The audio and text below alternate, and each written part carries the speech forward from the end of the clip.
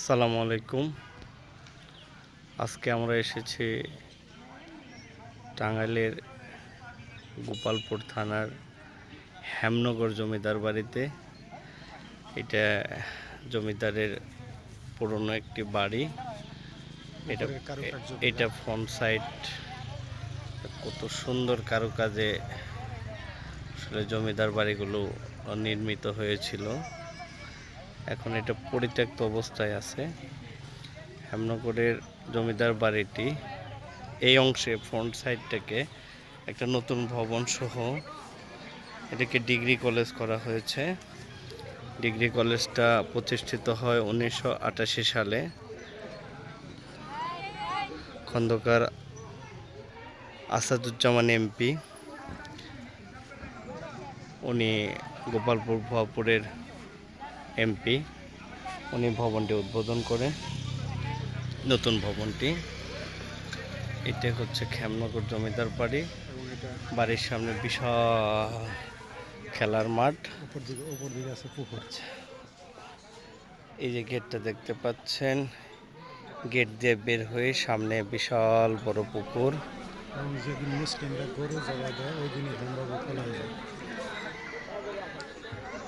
আজকে সম্ভবত কোনো খেলার আয়োজন রয়েছে এখানে। মাঠটি ফ্ল্যাগ দিয়ে সুসজ্জিত করা হয়েছে। আমরা আস্তে আস্তে জমিদার বাড়ির অনেক দর্শনার্থী দেখতে পাচ্ছেন। দর্শনার্থীদের সমাগম সবসময় লেগে থাকে। ওই যে ভবনের ভিতরেও দর্শনার্থী দেখতে পাচ্ছেন। প্রতিনিয়ত অনেক দর্শনার্থী এখানে আসেন জমিদার বাড়ি পরিদর্শনের জন্য। ওনারা জমিদার বাড়ির বিভিন্ন ঐতিহ্য, জমিদার বাড়ির বিভিন্ন নিদর্শন। পুকুরে যেদিন মুসলিমরা গরু জবাই দিয়ে ছাড়ে দেয়, ওই দিনই উনি চলে যান। সামনে পুকুর আছে। এখানে হেমনগর জমিদার সাহেবের পতনের একটা ইতিহাস রয়েছেন। সেই ইতিহাসটা হচ্ছে পুকুর পাড়ে এই যে সামনে যে পুকুরে মুসলিম সম্প্রদায় ওনারা গরু জবাই করেন। এটা হেমনগরের জমিদার সাহেবের খুব ইগুতে লাগে, যার কারণে উনি এই জায়গা ছেড়ে পলায়ন করেন।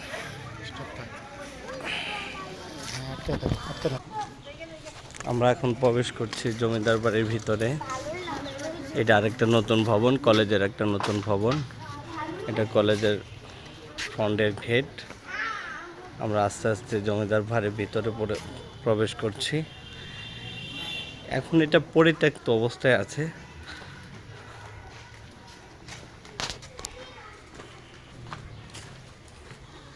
এটা ভিতরে রাস্তা। এখানে একটা ভবন দেখতে পাচ্ছি, সম্পূর্ণ পরিত্যক্ত। এটাই মূলত দেখছেন অসংখ্য দর্শনার্থী এসেছে। ঈদের ছুটিতে সবাই জমিদার বাড়িতে ভিজিটে এসেছেন। এই সামনে সামনে এটা ভবনের পিছন পাশ।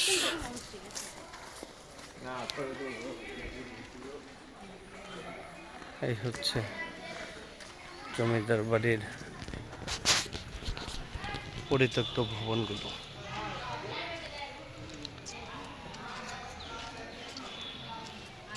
ভিতরে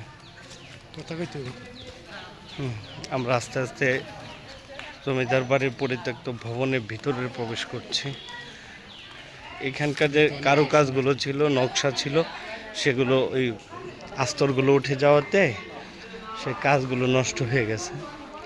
এটা হচ্ছে একটা ভবন, আপনারা দেখতে পাচ্ছেন উপরে কত সুন্দর করে, কত মজবুত করে করা হয়েছিল এগুলো। এটা ছাদ, শত বছর অথচ এইটা আরেকটা ছাদ। আমরা বাইরে চলে গেছি, আমরা একটু ফুল ভিডিও নিচ্ছি। আমরা এখান থেকে দেখতে পাচ্ছি সুন্দর কারুকাজে ভবনটি নির্মিত হয়েছিল।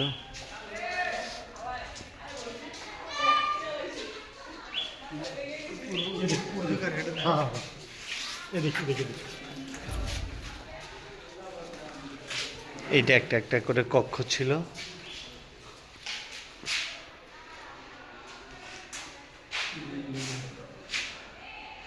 এখনো কিভাবে নির্মাণ করছিল, কত এখনো কত মজবুত অবস্থায় আছে ভবনগুলো।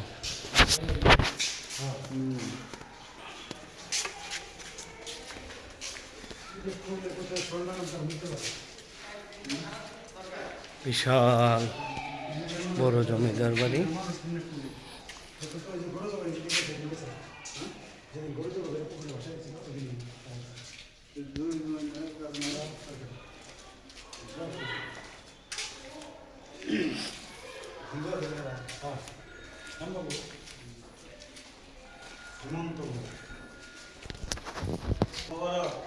এটা হচ্ছে মাঝখানের অংশ, এটা হচ্ছে একটা মাঝখানের অংশ। অনেক আগে ভবনটা নির্মাণ করেছিল হেমবাবু। হেমবাবুর নামকরণে এলাকার নামকরণ করা হয়েছে হেমনগর। খুব সুন্দর, খুবই সুন্দর দৃশ্য, দেখতে খুবই ভালো লাগে। এদের উপর দিয়ে গাছ, যেটাকে অনেক সময় আমরা পরগাছা বলে থাকি, সেটা দেখা যাচ্ছে। এরকম অনেকগুলো বাড়ি এখানে রয়ে গেছে। খুব সুন্দর দৃশ্য, পরিত্যক্ত বাড়ি।